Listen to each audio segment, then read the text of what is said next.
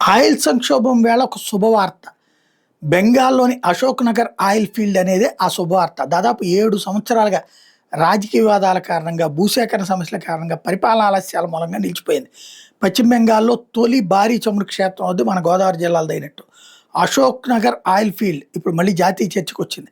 ONGC 2018లో ఈ క్షేత్రాన్ని కొనుగోలు కొనుక్కున్నప్పటికీ దీన్ని తూర్పు భారతదేశానికి గేమ్ చేంజర్‌గా అభివర్ణిస్తోంది. ఎందుకంటే ఈ ప్రాజెక్ట్ కేవలం చమురు తవ్వకాల ప్రాజెక్ట్ మాత్రమే కాదు. ఇది భారత ఎనిమి సెక్యూరిటీ, బెంగాల్ పారిశ్రామిక పునరుద్ధరీకరణ, ఉపాధి అవకాశాలు, తూర్పు భారత ఆర్థిక అభివృద్ధి లాంటి వాళ్ళ మీద దీర్ఘకాలికమైనటువంటి ప్రభావం చూపెట్టేటటువంటి పరిస్థితి ఉంది. పశ్చిమ బెంగాల్‌కి సంబంధించి ఇది అత్యంత కీలకమైనటువంటి అంశం. కాబట్టి మనం భయపడాల్సిన పనైతే లేదు. ఆహ్, ఈ బెంగాల్‌కి సంబంధించినటువంటి ఆయిల్‌ని మనం తీసుకోగలిగితే గనక భారతదేశానికి లక్షల బ్యారెల్స్ ఆయిల్ దొరుకుతది. దానికి తగినటువంటి విధంగా పరిహారాలు అది ఇవ్వాల్సి ఉంటది. అదే ఇప్పటిదాకైతే ఒక 1000 కోట్ల రూపాయలు మాత్రమే ఖర్చు పెట్టారు. ఇక పెరగాల్సిన అవసరం ఉంది.